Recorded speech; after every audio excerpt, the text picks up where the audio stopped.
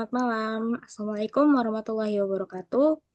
Perkenalkan, kami dari kelas MA22C15 mata kuliah perpajakan. Pada video kali ini, kami akan berdialog tentang pajak PPh pasal 23. Namun, sebelum itu, kami akan memperkenalkan diri terlebih dahulu. Perkenalkan, nama saya Amelia Putri, NIM 112210650, dan ada rekan saya, Bella. Perkenalkan, nama saya Bella Tasya Naftali dengan NIM 1122 10692. Dan ada rekan saya, Fiona. Kenalkan, saya Fiona Maliutami dengan NIM 112210831. Nah, kami terdiri dari 3 kelompok. Jangan lupa saksikan terus video kami sampai selesai.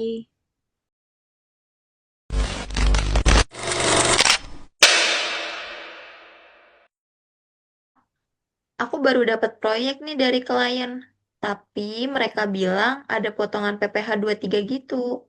Aku masih bingung, sebenarnya PPh 23 itu apa sih?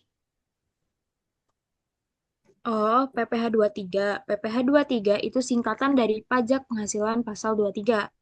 Intinya, itu pajak yang dipotong dari penghasilan tertentu, kayak jasa, sewa, dividen, dan bunga. Jadi, kalau kamu dapat pembayaran dari jasa atau sewa, biasanya harus dipotong pajak ini dulu. Nah, betul banget tuh, Mel. KPH 23 adalah pajak penghasilan yang dipotong oleh pihak pemberi penghasilan atas pembayaran modal, jasa, hadiah, dan lain-lain. Nah, selain yang sudah dipotong dari PPh 21. Nah, pajak ini harus dilaporkan dan disetorkan ke kantor pajak oleh pemotongnya. Contohnya gini, kalau Fiona kasih jasa pelatihan ke perusahaan, maka perusahaan itu yang memotong 2% dari jumlah pembayaran inti sebagai PPh 23. Tapi kalau aku dapat proyek jasa konsultan, misalkan aku kasih pelatihan ke perusahaan, gimana perhitungan PPh 23-nya? Nah, itu tuh gampang.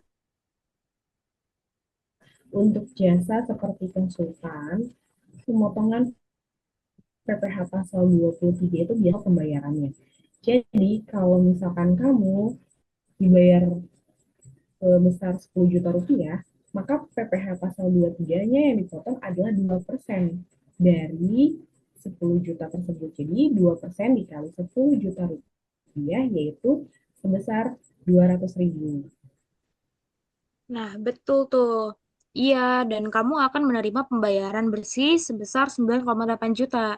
Jangan lupa juga, kamu pastikan kamu punya NPWP. Soalnya kalau misalkan kamu tidak punya NPWP, tarifnya bisa 2 kali lipat, yaitu jadi 4%. Berarti perusahaan aku yang bayar jasa tersebut, terus yang berhak memotong dan setoran pajaknya ya. Nah, betul banget, Fiona.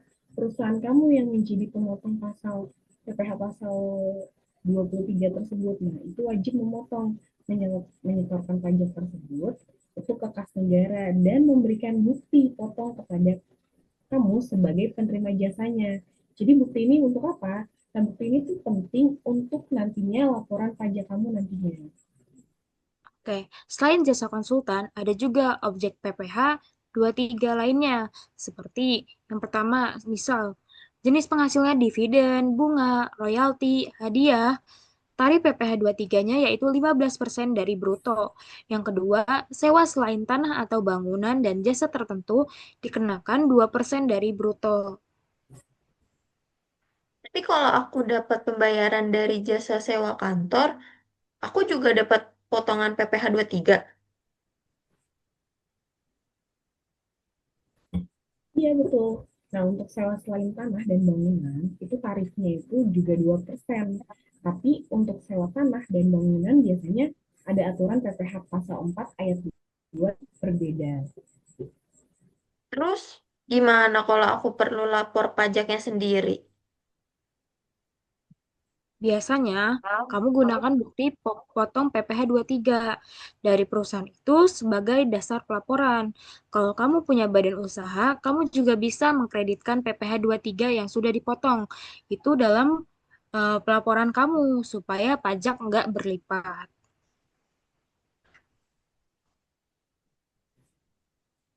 Nah, jadi ingat, penting untuk selalu minta bukti potong pajak PPh pasal 23. Nah, dan disimpan baik-baik. Bukti tersebut itu untuk apa? Nantinya kalau kamu sudah kena potongan pajak, jadi kamu bisa melaporkan bukti tersebut dengan waktu yang tepat dan tidak akan terjadinya pelanggaran atau terkena sanksi. Oke deh, sekarang aku jadi lebih paham PPh tiga. Jadi penting untuk tahu kapan dipotong dan berapa tarifnya. Wah, oke nih Pio. Dan selalu pastikan administrasi dan pembayaran pajak dilakukan dengan benar, supaya bisnis jadi lancar. Nah, kalau ada yang kurang jelas tentang PPh pasal 23 atau pajak lainnya, nah, kamu jangan ragu nih, konsultasi ya. Pajak itu penting untuk kelancaran usaha kita ke depannya. Oke, oke. Mungkin sekian video dialog tentang PPh pasal 23 dari kelompok kami. Semoga bermanfaat dan terima kasih semuanya.